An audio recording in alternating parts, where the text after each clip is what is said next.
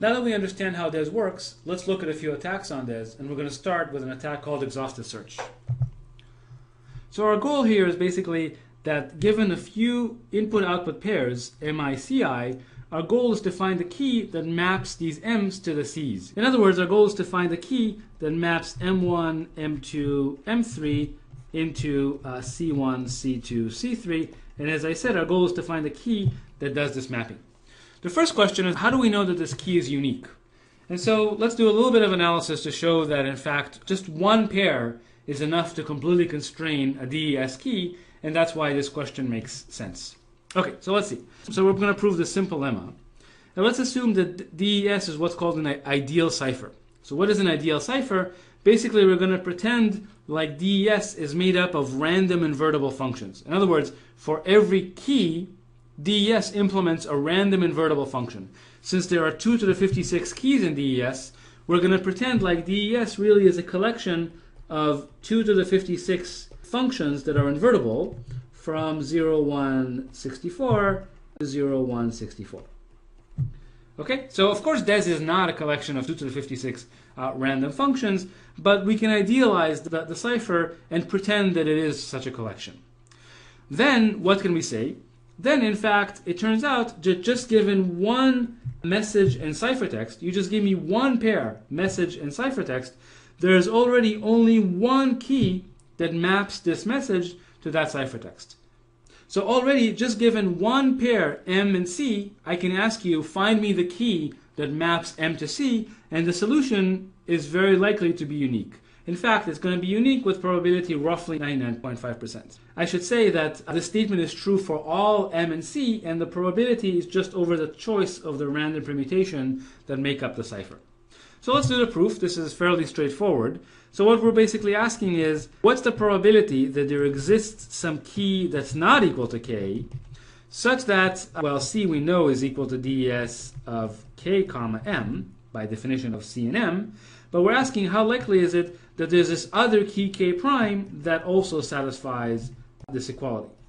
You realize that if this is true, if such a key K prime exists, then just given M and C, you can't decide whether the right key is K or K prime, because both of them work. Okay? But I want to argue that this happens with low probability. Well, so what does it mean that there exists a key K prime that satisfies this relation? Well, we're asking, what's the probability that the first key, the all0 key satisfies it, or the second key satisfies it, or the third key satisfies it, and so on and so forth.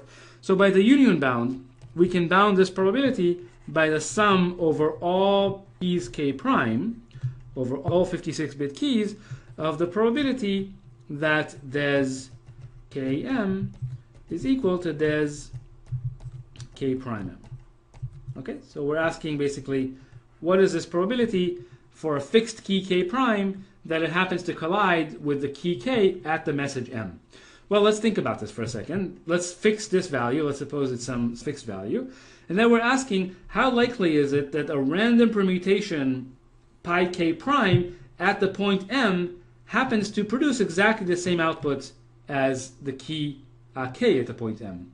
Well, it's not difficult to answer and see that in fact this is, for a single key K prime, the probability is at most 1 over 2 to the 64.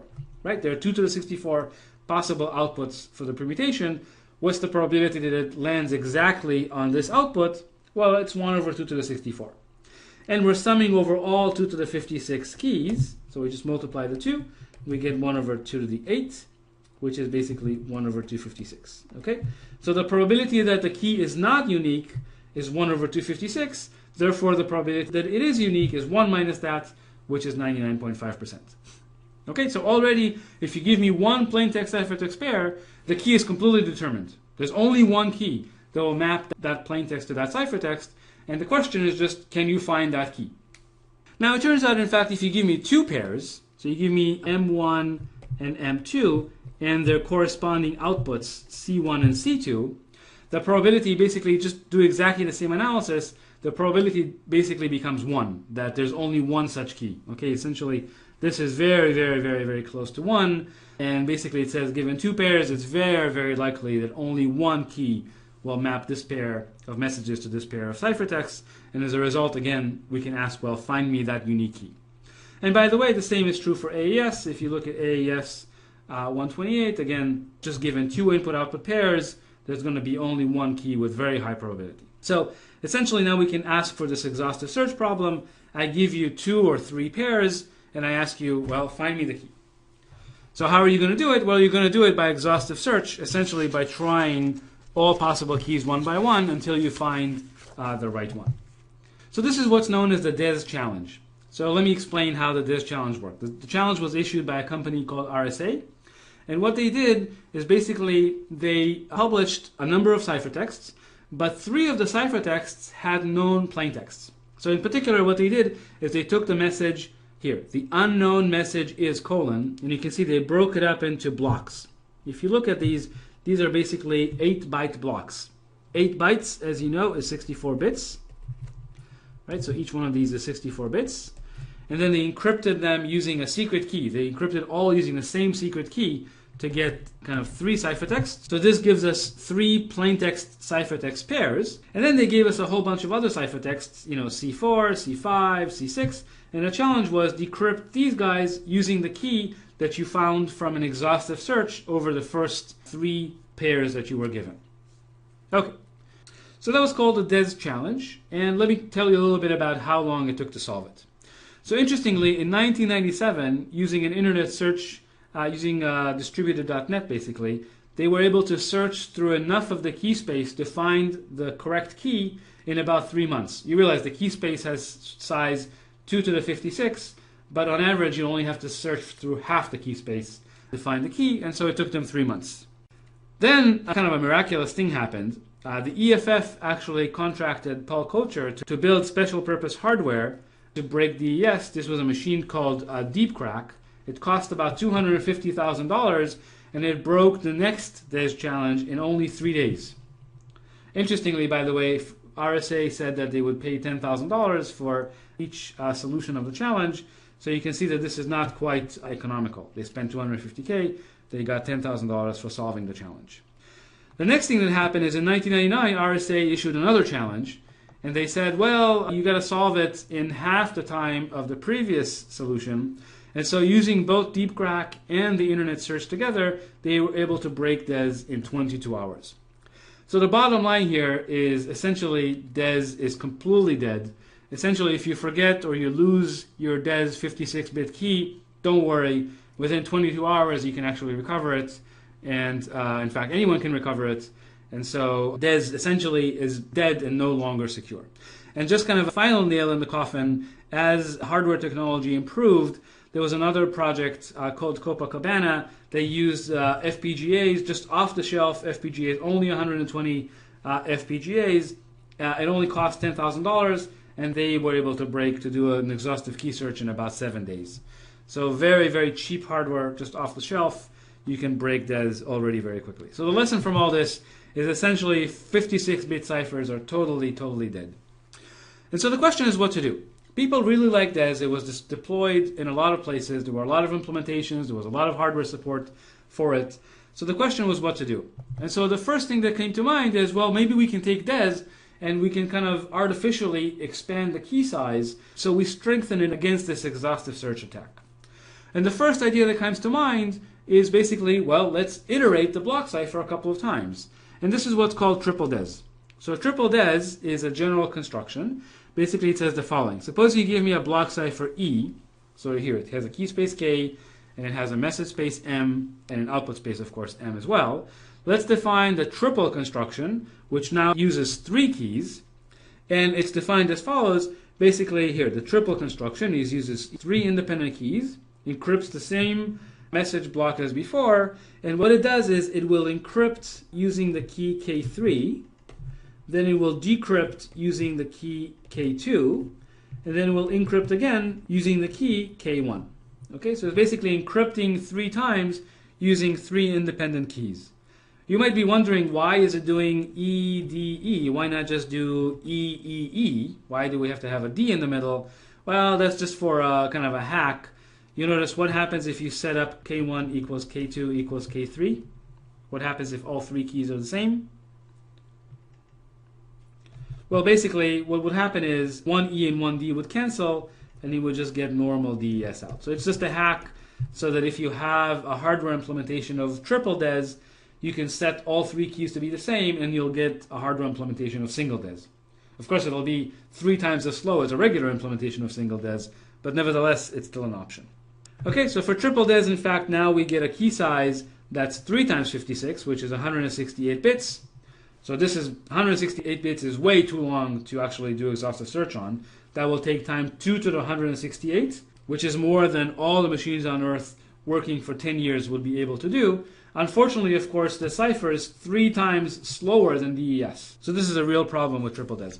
Now, I want to mention that, in fact, you might think that triple DES has security 2 to the 168, but in fact, there is a simple attack that actually runs in time 2 to the 118, and I want to show you how that attack works. Okay, so, but in fact, 2 to the 118 is still a large number. In fact, anything that's kind of bigger than 2 to the 90 is considered sufficiently secure. 2 to the 118 is definitely sufficiently secure against exhaustive search, and generally is considered a high enough level of security. So clearly, triple DES is 3 times as slow as DES. So the question is, why did they repeat the cipher 3 times? Why not repeat the cipher just 2 times? Or in particular, the question is, what's wrong with double DES? So here we have double DES. Basically, you see it uses only 2 keys, and it uses only 2 applications of the block cipher. And as a result, it's only going to be twice as slow as DES, not 3 times as slow as DES. Well, the key length for double DES is 2 times 56, which is 112 bits. And in fact, doing exhaustive search on a space of 112 bits is too much. 2 to the 112 is too big of a number to do exhaustive search over such a large space. So the question is, what's wrong with this construction? Well, it turns out this construction is completely insecure, and I want to show you an attack. So suppose I'm given a bunch of inputs, say M1 to M10, and I'm given the corresponding outputs C1 to C10. What's my goal? Well, my goal is basically to find keys, a pair of keys K1, K2, such that if I encrypt the message, the message capital M using these keys, in other words, if I do this encryption, this double DES encryption, then I get the ciphertext vector that was given to me. Okay, so our goal is to solve this equation here.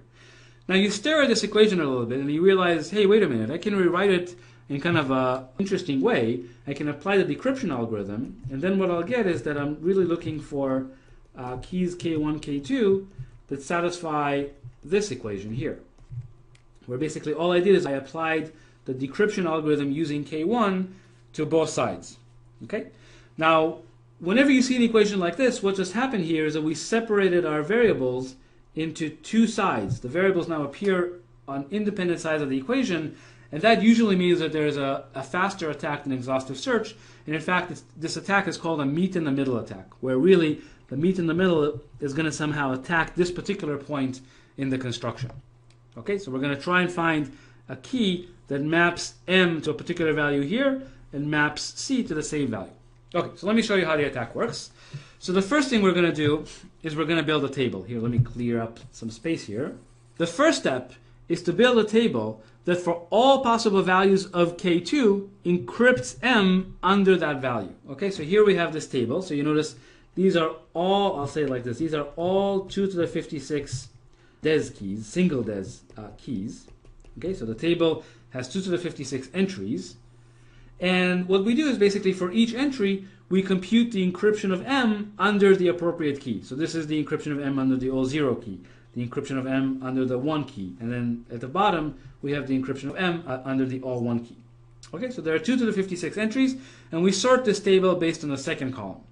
Okay, so far so good. So by the way, this takes time to build this table, takes time 2 to the 56, and I guess we also want to sort. Sorting takes n log n time, so it's 2 to the 56 times log 2 to the 56. Okay, so now that we have this table, we've essentially built all possible values in the forward direction for this point. Now what we're going to do is this meet in the middle attack, where now we try to go in the reverse direction with all possible keys K. Essentially, we compute the decryption of C under all possible keys K1.